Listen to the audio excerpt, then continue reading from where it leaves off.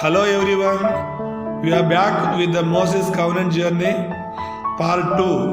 In the part 1, we have seen that by faith, Moses, when he was born, was hidden for 3 months by his parents because they saw that the child was beautiful and they were not afraid of the king's edict. By faith, Moses, when he was grown up, refused to be called the son of Pharaoh's daughter. By faith, he left Egypt, not being afraid of the anger of the king, for he endured as seeing him who is invisible. So let us see what happened in Midian. ಎಲ್ಲರಿಗೂ ವಂದನೆಗಳು. ನಾವು ಮೋಶೆಯ ಒಡಂಬಡಿಕೆಯ 2ನೇ ಭಾಗದೊಂದಿಗೆ ನಿಮ್ಮ ಮುಂದೆ ಬಂದಿದ್ದೇವೆ. ಮೊದಲ ಭಾಗದಲ್ಲಿ ನಾವು ನೋಡಿದೆವು ಹೇಗೆ ಮೋಶೆ ಹುಟ್ಟಿದಾಗ ಅವನ ತಂದೆ ತಾಯಿಗಳು ಕೂಸು ಸುಂದರವಾಗಿದೆ ಎಂದು ನೋಡಿ ಅರಸನ ಅಪ್ಪಣೆಗೆ ಭಯಪಡದೆ ನಂಬಿಕೆಯಿಂದಲೇ ಅವನನ್ನು 3 ತಿಂಗಳು ಬಚ್ಚಿಟ್ಟರು. ಮೋಶೆಯು ದೊಡ್ಡವನಾದ ಮೇಲೆ ಫಾರೋಹನ ಕುಮಾರ್ತೆಯ ಮಗನೆನಿಸಿಕೊಳ್ಳುವುದು ಬೇಡವೆಂದದ್ದು ನಂಬಿಕೆಯಿಂದಲೇ. ಅವನು ಅರಸನ ರೌದ್ರಕ್ಕೆ ಭಯಪಡದೆ ಐಗುಪ್ತ ದೇಶವನ್ನು ಬಿಟ್ಟು ಹೋದದ್ದು ನಂಬಿಕೆಯಿಂದಲೇ. ಅವನು ಅದೃಶ್ಯನಾಗಿರುವಂತನ್ನು ದೃಷ್ಟಿಸುವನೋ ಎಂಬಂತೆ ದೃಢ ಚಿತ್ತನಾಗಿದ್ದನು. ಈ ಭಾಗದಲ್ಲಿ ಮಿದ್ಯಾನಿನಲ್ಲಿ ಏನು ನಡೆಯಿತೆಂದು ನೋಡೋಣ ಬನ್ನಿರಿ.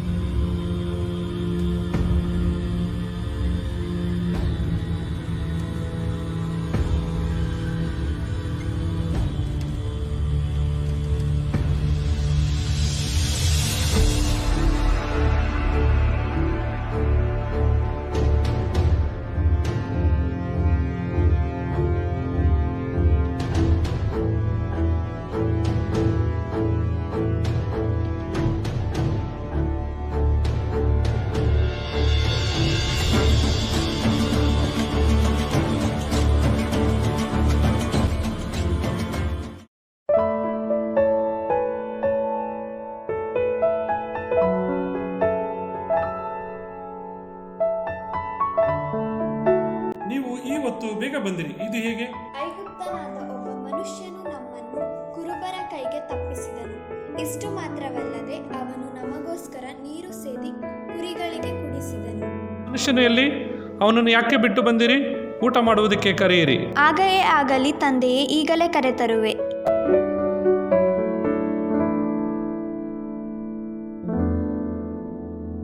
ನನ್ನ ತಂದೆಯು ನಿಮ್ಮನ್ನು ಕರೆಯುತ್ತಿದ್ದಾರೆ. ಸರಿ.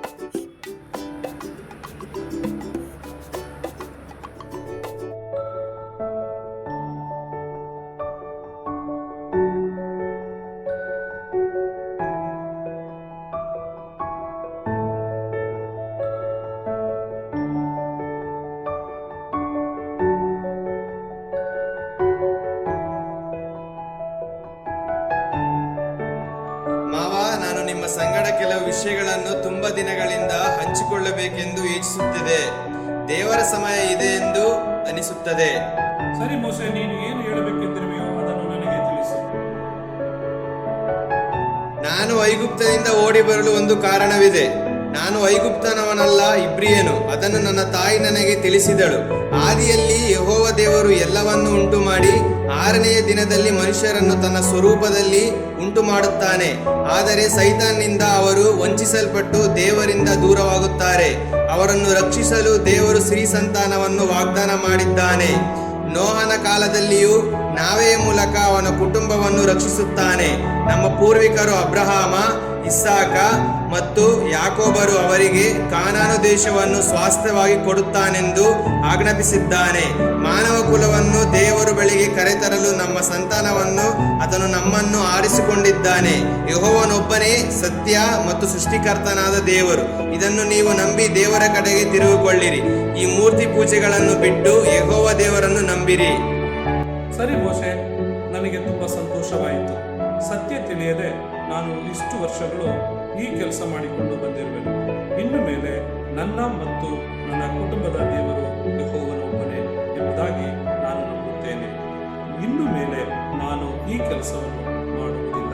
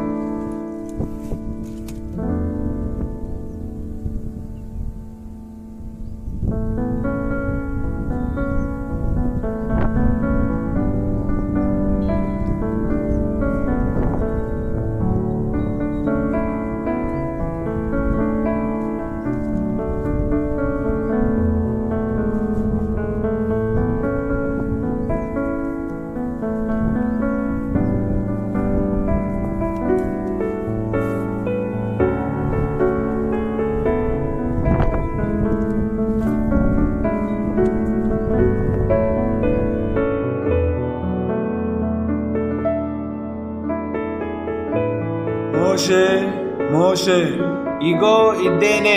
ನೀನು ಹತ್ತಿರ ಬರಬೇಡ. ನಿನ್ನ ಕಾಲಿಗೆ ಕೆರಗಳನ್ನು ತೆಗೆದುಹಾಕು.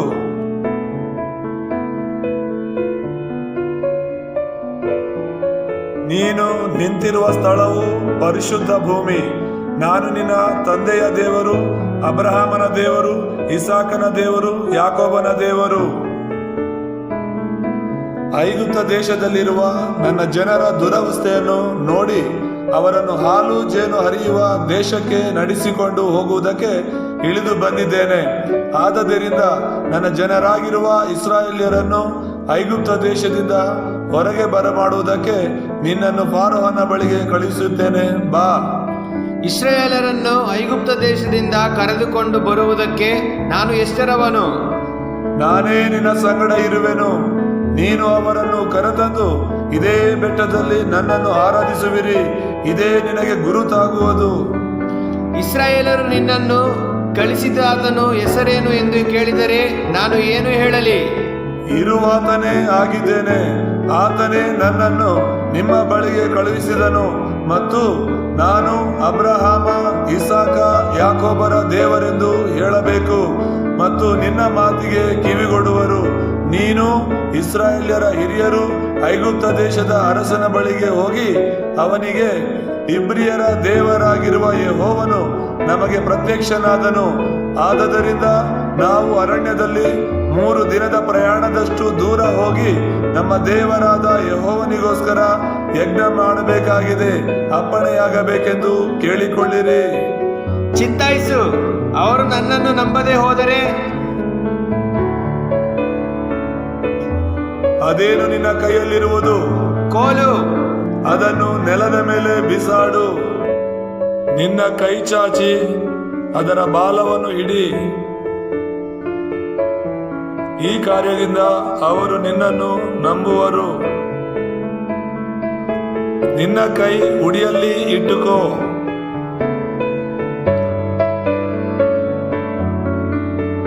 ಆ ಕೈಯನ್ನು ತಿರುಗಿ ಉಡಿಯಲ್ಲಿಡು.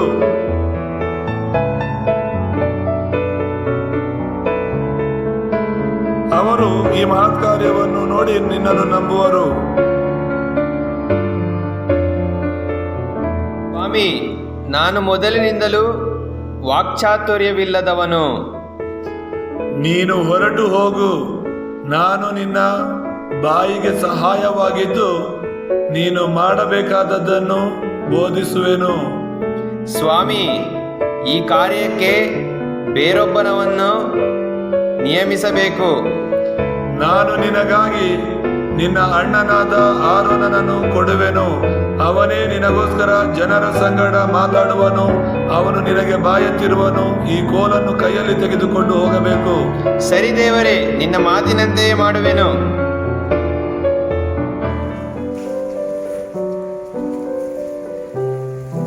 ಮಾಮ ನಮಸ್ಕಾರ.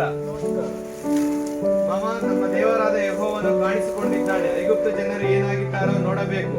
ನನಗೆ ಅಪ್ಪಣೆ ಕೊಡಿ. ಹಾಗೆ ಆಗಲಿ, ಸುರಕ್ಷಿತವಾಗಿ ಹೋಗಬೇಕು.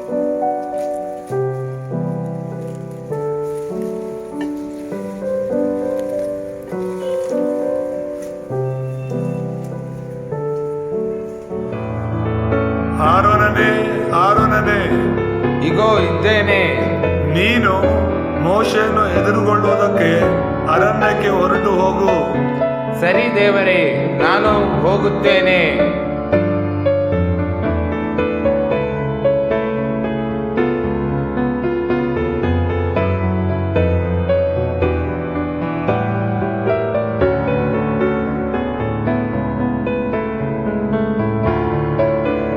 ಅಣ್ಣ, ದೇವರು ನನಗೆ ಹೋರೇಬ್ ಬೆಟ್ಟದಲ್ಲಿ ಕಾಣಿಸಿಕೊಂಡು ನಿನ್ನ ಜೊತೆ ಹೋಗಿ ಇಸ್ರಾಯೇಲರನ್ನು ಐಗುಪ್ತದಿಂದ ಬಿಡಿಸಿಕೊಂಡು ಬರಲು ಆಜ್ಞಾಪಿಸಿದ್ದಾನೆ. ಹೌದು ತಮ್ಮ, ಅದೇ ದೇವರು ನನಗೂ ಕಾಣಿಸಿಕೊಂಡು ನಿನ್ನನ್ನು ಭೇಟಿಯಾಗಿ ನಿನ್ನ ಜೊತೆ ಐಗುಪ್ತಕ್ಕೆ ಹೋಗಿ ನಮ್ಮ ಸ್ವಜನರನ್ನು ಐಗುಪ್ತದಿಂದ ಬಿಡಿಸಿಕೊಂಡು ಬರಲು ಆದೇಶಿಸಿದ್ದಾನೆ. ಸರಿ, ಹಾಗಾದರೆ ನಡಿ, ಹೋಗೋಣ. ಸರಿ, ನಡಿ.